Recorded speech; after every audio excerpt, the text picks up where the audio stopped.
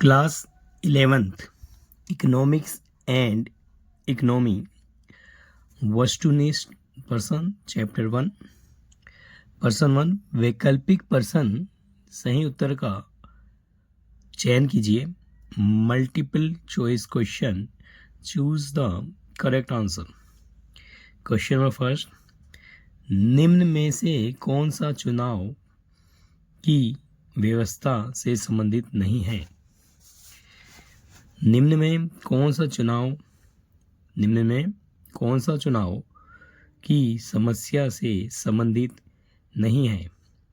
आय का अधिक होना, संसाधनों के वैकल्पिक उपयोग, असीमित आवश्यकताएं या सीमित दुर्लभ संसाधन। तो हमारे को चुनाव की समस्या से जो संबंधित नहीं है वो है आय का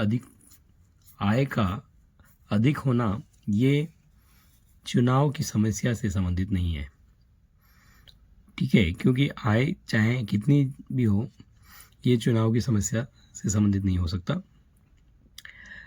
क्वेश्चन नंबर सेकंड करते हैं,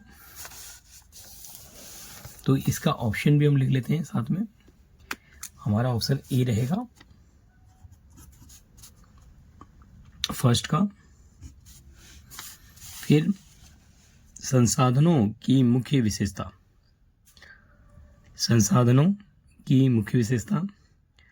हमारी आवश्यकताओं की तुलना में वे दुर्लभ हैं। सेकंड बी है उनके वैकल्पिक प्रयोग है। सी ऑप्शन है दोनों ए तथा बी। डी ऑप्शन इनमें से कोई नहीं। तो संसाधन की मुख्य विशेषता जो होती है हमारी आवश्यकताओं की तुलना में वे दुर्लभ है। सही बात है, क्योंकि कोई भी अर्थव्यवस्था में आवश्यकताओं की तुलना में हमारे लिए संसाधन दुर्लभ होते हैं और इनके वैकल्पिक प्रयोग का हम उपयोग करते हैं। तो दोनों बात सही हैं, ए और बी। सो हम इसका आंसर रखेंगे दोनों ए एंड बी। तो ऑप्शन इसका सेकंड का ऑप्शन करेंगे। सेकंड का ऑप्शन हमारा हो जाएगा सी। सेकंड का ऑप्शन हम सी रखेंगे। फिर क्वेश्चन नंबर तीसरा पढ़ेंगे।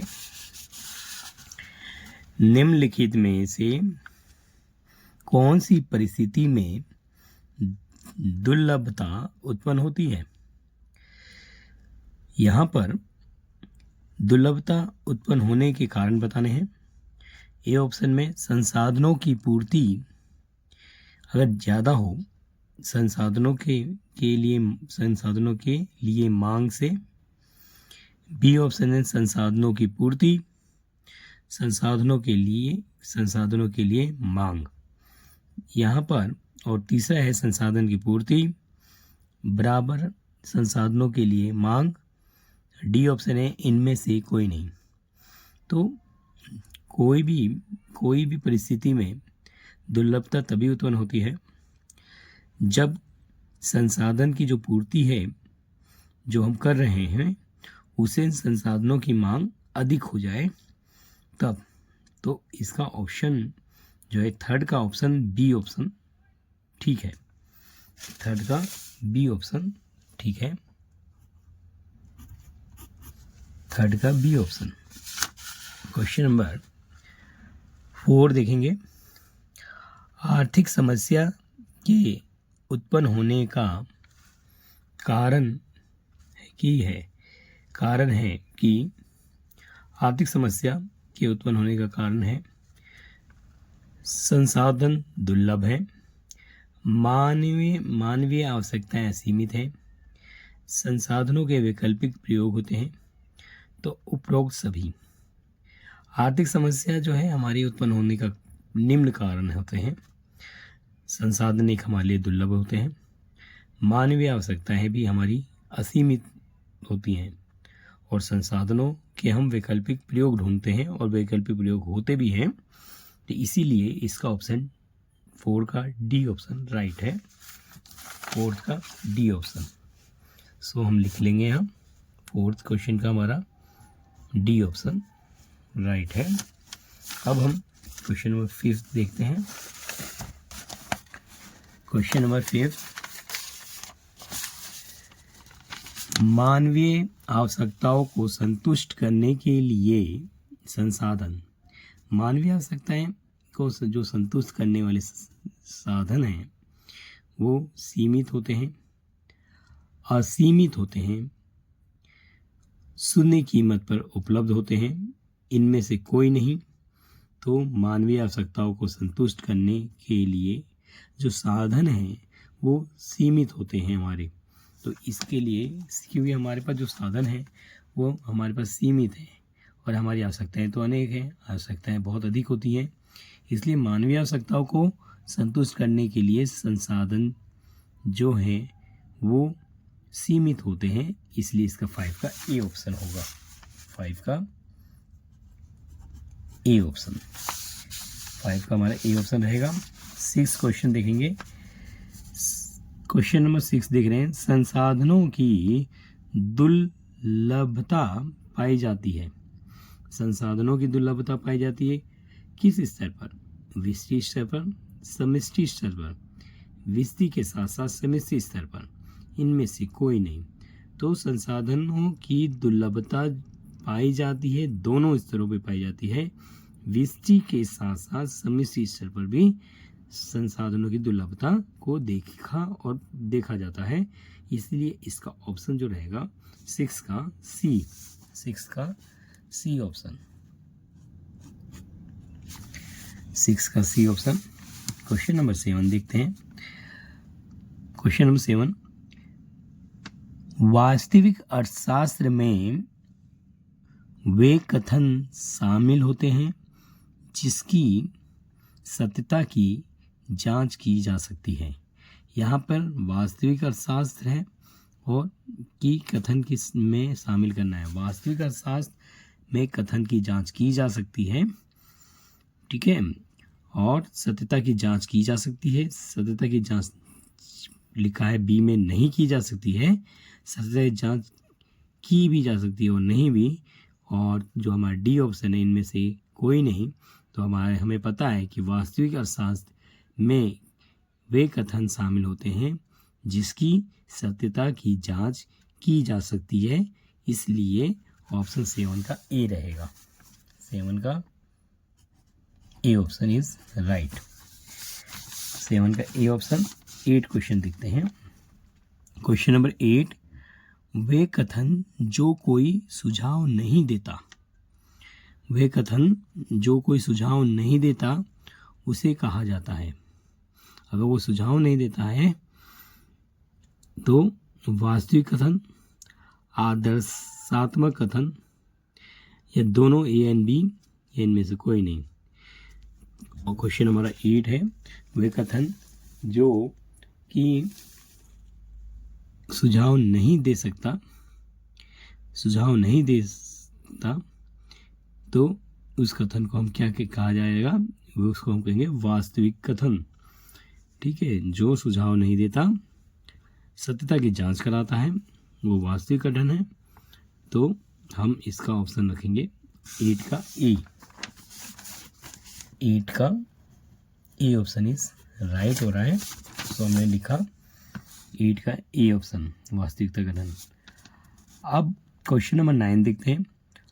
आदर्शात्मक अर्थशास्त्र संबंधित है। आदर्शात्मक जिसमें विचारों पर मनन होता है, तथ्य और विचारों से, दोनों ए और बी ऑप्शन बराबर ठीक है। आदर्शात्मक अर्थशास्त्र में कथनों और विचारों पर मनन होता है, इसीलिए इसका ऑप्शन 9 का सी ऑप्शन इज राइट होगा। तो हम लिख लेते हैं 9 का सी ऑप्शन, 9 का हमारा सी ऑप्शन। यहाँ पर आदर्शात्मक अर्थशास्त्र संबंधित है, तथ्य की बात भी कर रहा है और विचारों से भी बात कर रहा है। और अगर हम कहें दोनों ए और बी हमारा ऑप्शन ठीक होगा तो यहाँ पर, लेकिन तथ्य की, इसमें तथ्य की जो बात रखी गई है वो हमारा जो होता है वो वास्तविक अर्थशास्त्र से संबंधित है, वास्तविक कथन से संबंधित है तथ्य। इसीलिए इसका ऑप्शन हमारा जो 9 का आदर्शात्मक अर्थशास्त्र से संबंधित है, आदर्शात्मक विचारों से संबंधित होता है, खाली विचारों से, इसीलिए इसका ऑप्शन 9 का हम बी रखेंगे। आप क्या 9 का बी ऑप्शन इज राइट। 9 का बी, खाली विचारों से आदर्शात्मक अर्थशास्त्र संबंधित है, तथ्यों से नहीं, खाली विचारों से, इसीलिए इसका ऑप्शन बी सही है। क्वेश्चन नंबर हम 10 देखते हैं। इनमें से कौन सा आर्थिक क्रिया का उदाहरण है? कौन सी आर्थिक क्रिया का उदाहरण है? आर्थिक क्रिया से आप सभी समझते हैं पैसे से संबंधित होती है, पैसे से संबंधित। ए उत्पादन है, बी हमारा उपभोग है, सी हमारा विनिमय है, उपरोक्त सभी है। तो आर्थिक क्रिया जो है आर्थिक क्रिया का उदाहरण जो है, आर्थिक क्रिया उत्पादन भी आता है, उपभोग भी आता है, विनिमय भी आता है, इसलिए उपरोक्त सभी होगा। इसका हमारा दूसरे का आंसर जो रहेगा, दसवें का आंसर हमारा डी ऑप्शन, दसवें का हमारा आंसर रहेगा डी, दसवें का डी ऑप्शन राइट। दसवें का हमारा डी ऑप्शन ठीक हो गया। ठीक है, दसवें का डी ऑप्शन। अब हम नेक्स्ट क्वेश्चन देखते हैं। यहाँ पर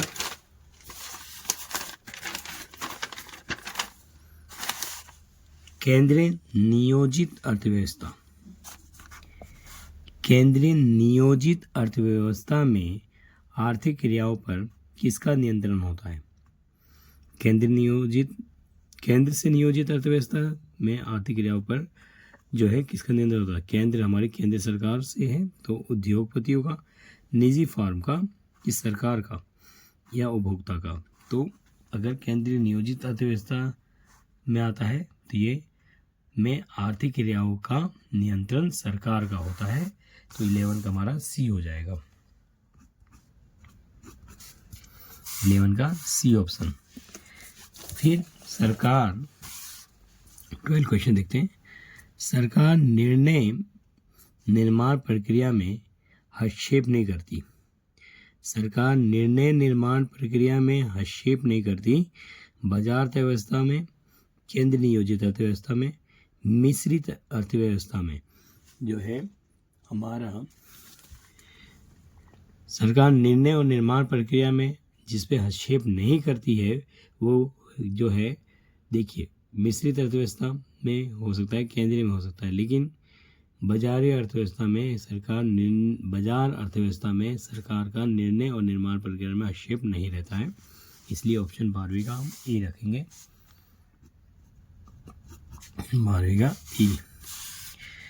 फिर 13वां क्वेश्चन है हमारा, उपभोक्ता प्रभुत्व होता है, यानी कि उपभोक्ता का आधिपत्य होता है नियंत्रण अर्थव्यवस्था पे, मुक्त अर्थव्यवस्था पर या मिश्रित अर्थव्यवस्था पर। उपभोक्ता का जो है प्रभुत्व यानी कि ताकत जो है होती है, उपभोक्ता की ताकत होती है, एक मुक्त अर्थव्यवस्था में हो सकती है और या मिश्रित अर्थव्यवस्था में हो सकती है, इसलिए ऑप्शन इसका बी और सी राइट है। तो हम इसको 13 का डी ऑप्शन राइट समझेंगे, 13 का हमारा डी ऑप्शन सही है। फिर उचित चयन और रिक्त स्थान की पूर्ति करते हैं। उचित और रिक्त स्थान की पूर्ति में देखेंगे यहाँ पर उचित शब्दों का चयन और रिक्त स्थान की पूर्ति। Choose appropriate word and fill in the blanks. चयन डैश, चयन रिक्त का प्रतिफल है। चयन जो है चयन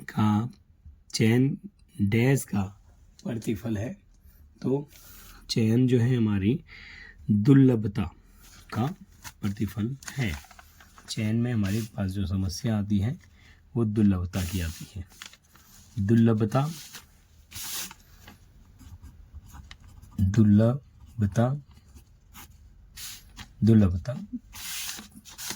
चयन की समस्या में दुर्लभता का प्रतिफल है।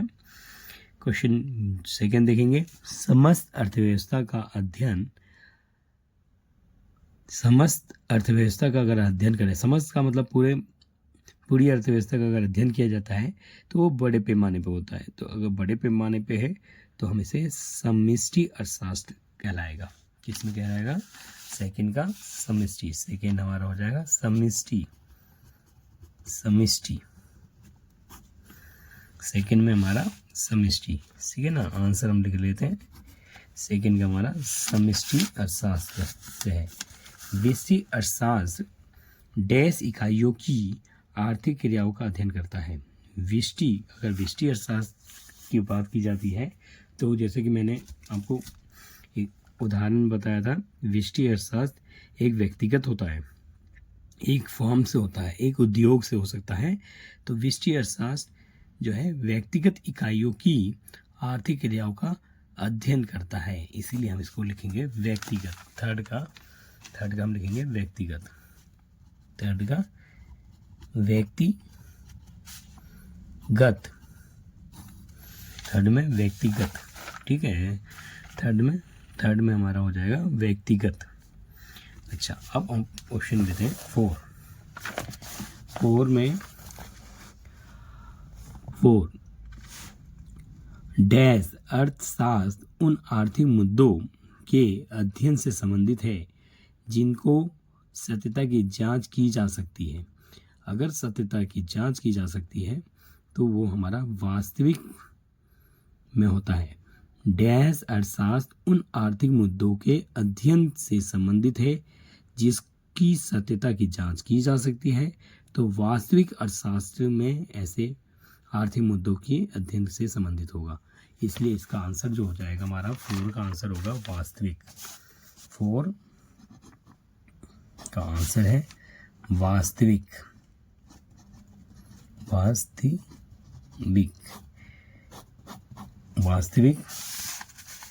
वास्तविक। क्वेश्चन नंबर 6 देख रहे हैं। डैश अर्थव्यवस्था में आर्थिक क्रियाएं निजी क्षेत्र में सक्रिय होती हैं। तो डैश अर्थव्यवस्था में आर्थिक क्रियाएं यानी कि पैसे से संबंधित क्रियाएं जो है निजी क्षेत्र में अगर हैं तो वो बाजार अर्थव्यवस्था होगी। तो बाजार अर्थव्यवस्था में आर्थिक क्रियाएं निजी क्षेत्र में सक्रिय होती हैं, तो हम लिखेंगे इसमें 6 का बाजार।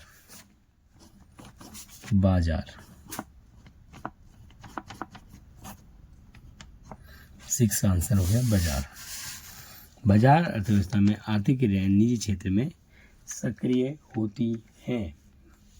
अब हमारा क्वेश्चन नंबर 7 है। स्वतंत्र अर्थव्यवस्था में आर्थिक क्रियाओं पर स्वतंत्र अर्थव्यवस्था में आर्थिक क्रियाओं पर का नियंत्रण होता है। तो स्वतंत्र अर्थव्यवस्था में आर्थिक क्रियाओं पर बाजार शक्तियों का नियंत्रण होता है। किसका होता है? बाजार शक्तियों का नियंत्रण होता है। हम लिख लेंगे यहाँ पर बाजार शक्तियों का नियंत्रण होता है। तो ऑप्शन 7 का हो जाएगा बाजार शक्तियाँ।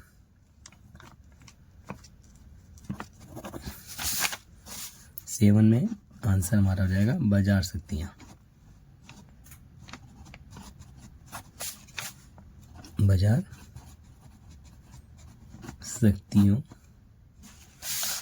शक्तियों पर नियंत्रण होता है। तो हमने स्वतंत्र अर्थव्यवस्था में आर्थिक क्रियाओं पर बाजार का नियंत्रण होता है। हमने इसको बहुत अच्छे से समझा, ठीक है, इसको बहुत आसानी से समझा। और अब हम इसको, ठीक है, इसको थोड़ा सा प्रैक्टिस रखकर अर्थशास्त्र को आसानी से समझ बना सकते हैं। Thank you.